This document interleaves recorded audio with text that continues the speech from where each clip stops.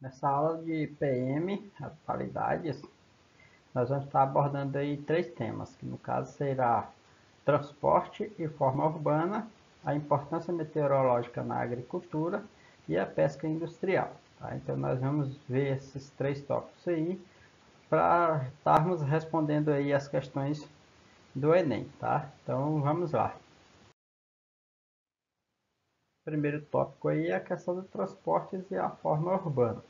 Então, desde o princípio, a questão aí das formas urbanas ou a questão do desenvolvimento urbano das cidades está sempre ligado aí à questão dos transportes. Então, com o desenvolvimento dos transportes, as cidades também foram evoluindo junto, justamente porque esse transporte, ele, na verdade, possibilitava aí se transportar ou carregar os mantimentos, os objetos, e aí, consequentemente, levando esses objetos até a quem queriam, na realidade, estariam usufruindo e tendo algo novo, né? E aí, então, o transporte ele possibilitava isso. E aí, quando se fala em transportes, na realidade, nós temos os transportes que começou com a caminhada, ou seja, que eram feitos a pé, né? E aí, então, se utilizava além de, claro, de estar indo a pé, na verdade, utilizavam a tração animal, que era o cavalo, principalmente aí o cavalo em si, e eu sendo puxado aí uma charrete, né? Uma carroça especificamente. E aí então eles tinham aí, na verdade, esse objetivo de transportar tanto pessoas quanto propriamente objetos. Então, o advento dos veículos automotivos já permitiu que as cidades pudessem crescer em todas as direções, facultando processos cada vez maiores de dispersão e periferização. Ou seja, na realidade, com a melhoria ou desenvolvimento aí dos transportes, as cidades também foram evoluindo juntos, foram, na verdade, andando junto com os sistemas de transporte, tendo essa melhoria. Tá? Então, as formas urbanas ela está muito ligada à questão dos transportes nas cidades.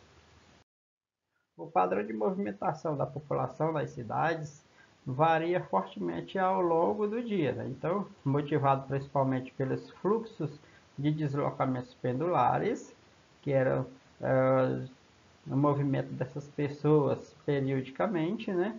Então, de casa para o trabalho, estudo ou lazer, e concentrados nas horas de pico ou nos horários de mais movimentação. Então, na realidade, aí nós temos aí esse transporte sendo utilizado em larga escala, em vários sentidos, né? Ou para as várias direções.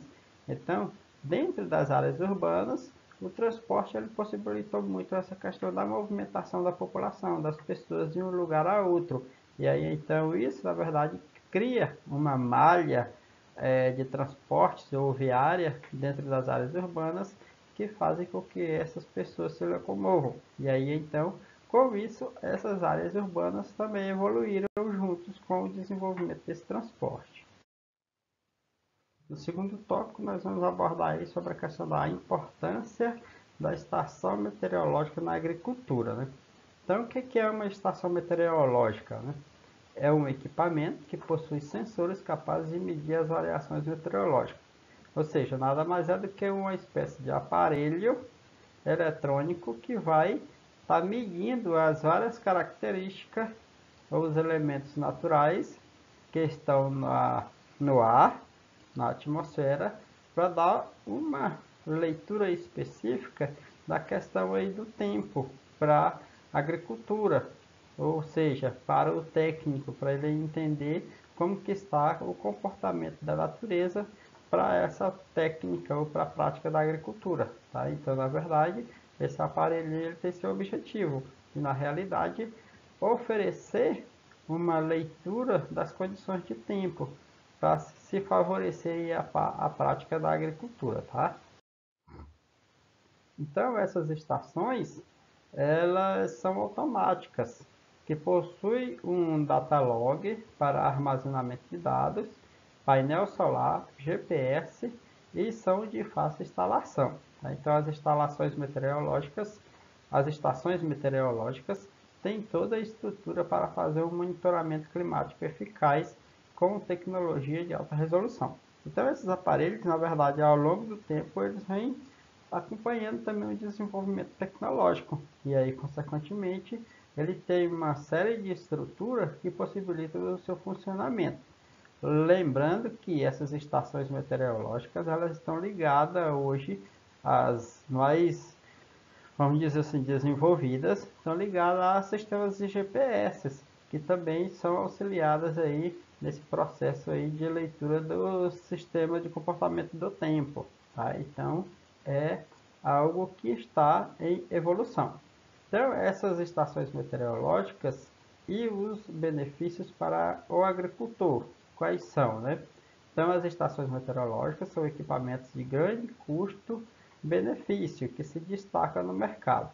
Então, com foco na agricultura, oferece alta precisão de durabilidade, sendo assim customizadas para a necessidade de cada produtor. Então, como nós falamos, então, na realidade, as estações meteorológicas na agricultura, ela atende a cada característica de especificidade da técnica agrícola, tá? Então, cada aparelhozinho pode estar fazendo um tipo de leitura.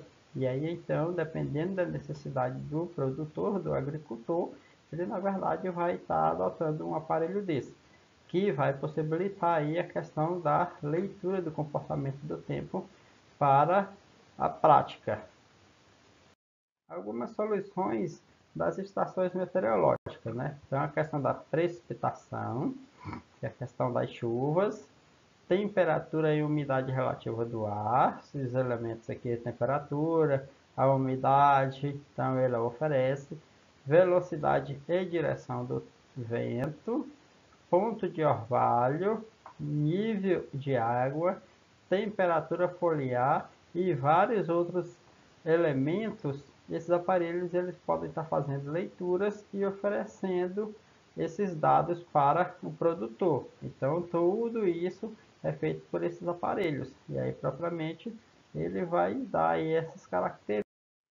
O terceiro ponto aí que nós comentamos sobre a questão da pesca industrial. Então, lá na questão da atividade, ele vai falar sobre a questão aí dessa pesca industrial aí, que prejudicou muito a questão da África, no continente africano. Tá? Então, o que é essa pesca industrial?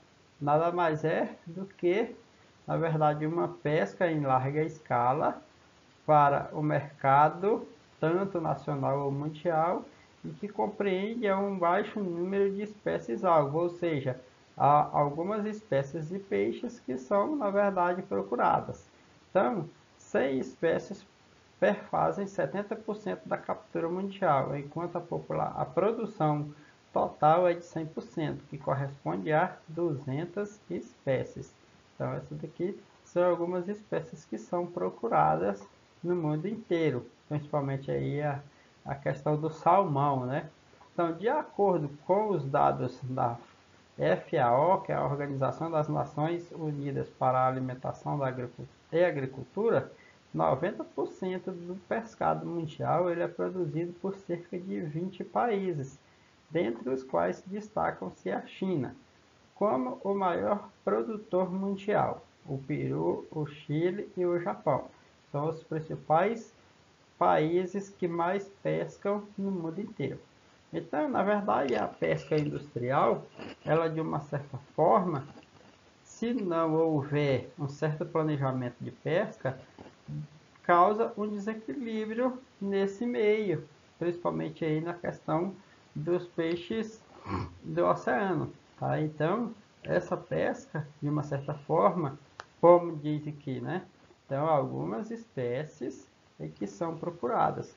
Então, quando há uma procura muito grande por essas espécies e que, na verdade, não há um certo planejamento, causa um desequilíbrio. E aí, consequentemente, vai ter problema nesse meio natural. Principalmente aí nessa questão aí do meio aquático nos oceanos. Então, no caso da questão, que houve um desequilíbrio que prejudicou a questão aí da pesca no continente africano, na realidade foi um desequilíbrio ambiental que aconteceu, um desequilíbrio, né, nessas espécies que foram mais procuradas do que outras. E aí então há essa interferência nesse meio natural. Tá? Nessas três questões, então nós temos esses três tópicos aí que foi abordado. Tá? Então, espero que vocês tenham compreendido bem o conteúdo. Claro que foi algo meio breve, mas dá para compreender melhor caso vocês quiserem ir mais a fundo, entender um pouco melhor. Alguns vídeos no YouTube dá para entender. E caso tenham dúvidas, vocês podem estar lançando lá no grupo que a gente pode estar respondendo a vocês, ok? Então, boa aula e até mais.